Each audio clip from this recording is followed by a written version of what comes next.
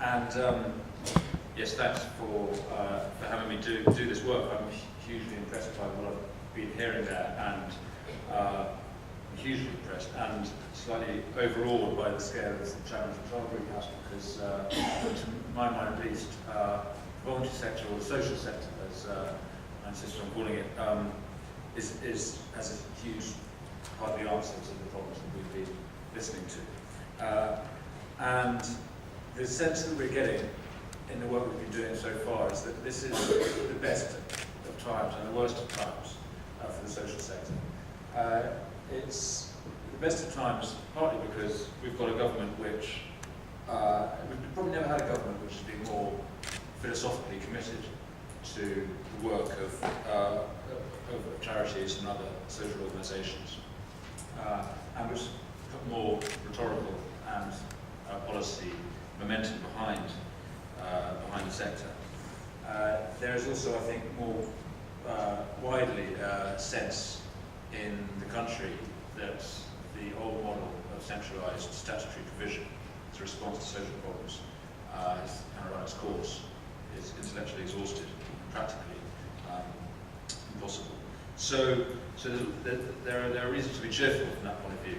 However, what we're hearing, of course, and what we see, what we experience, is that this is an incredibly tough time to be working in this sector and to be trying to deliver work for some of the poorest communities as an independent organisation. And I experience this as running a small charity with turnover less than £1 million, and we are in a place which is pretty uncomfortable. We're on the journey, we hope, from being a small scale,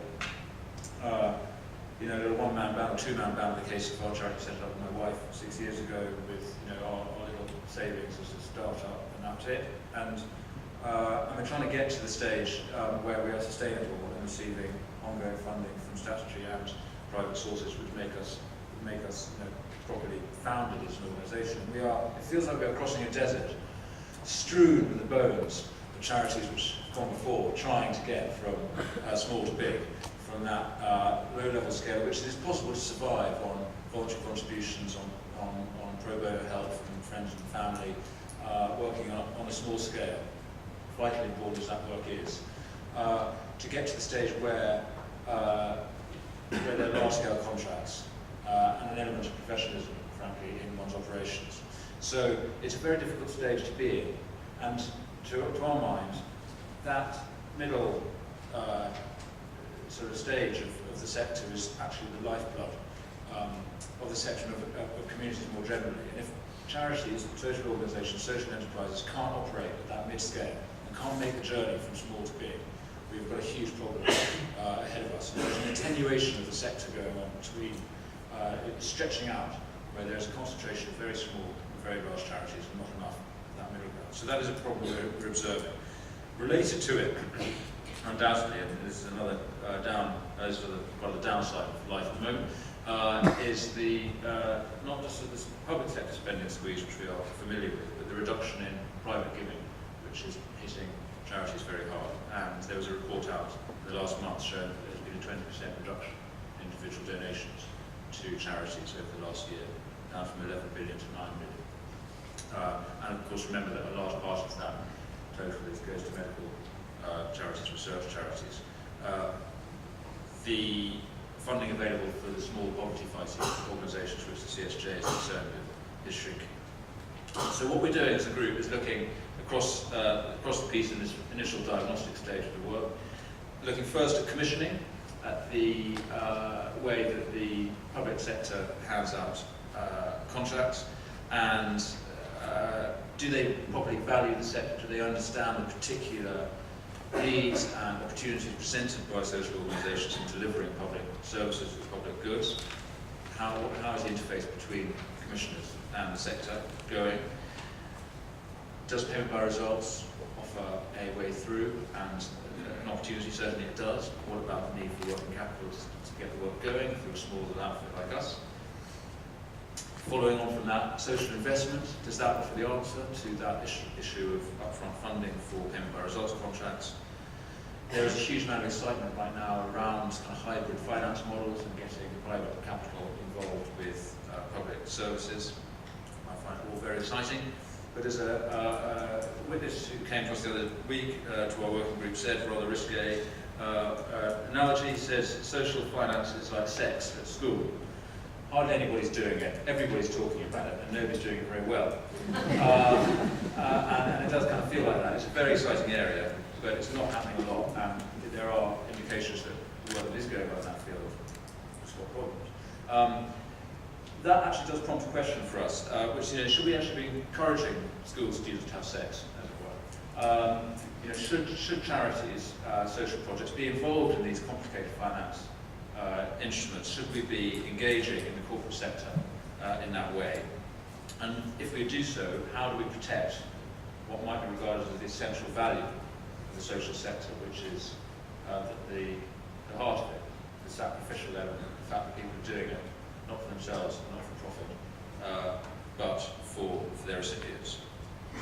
And so lastly, we want to look at social action, the role of communities themselves in this work, the place that values have in this work.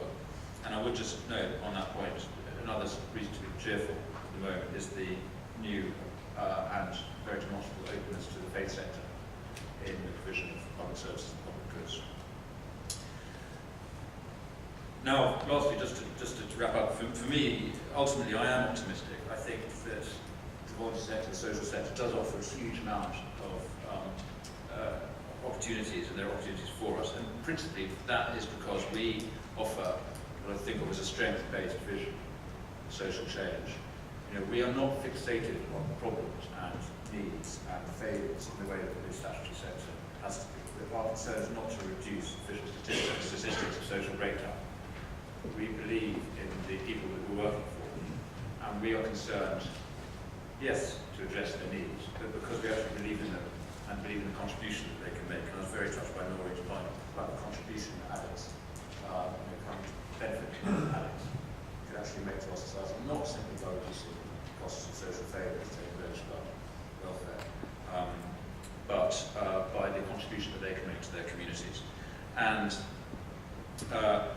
I'm personally hugely excited and honoured to be doing this work. James Mumford is the researcher, is as well. And the two of us feel like this is potentially, with respect, the most exciting thing that the whole report could be doing, because it promises, I think, a revolution in the way that we address public goods, and will fulfil Beveridge's famous second volume of this report, which came out subsequent to the one that concerned the five giants, the great problems.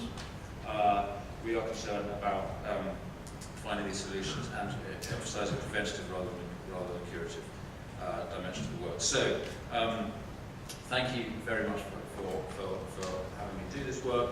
We've got a brilliant team. See some of the working group people sitting here. We'd love to hear more. James and I are around, and please do chip in.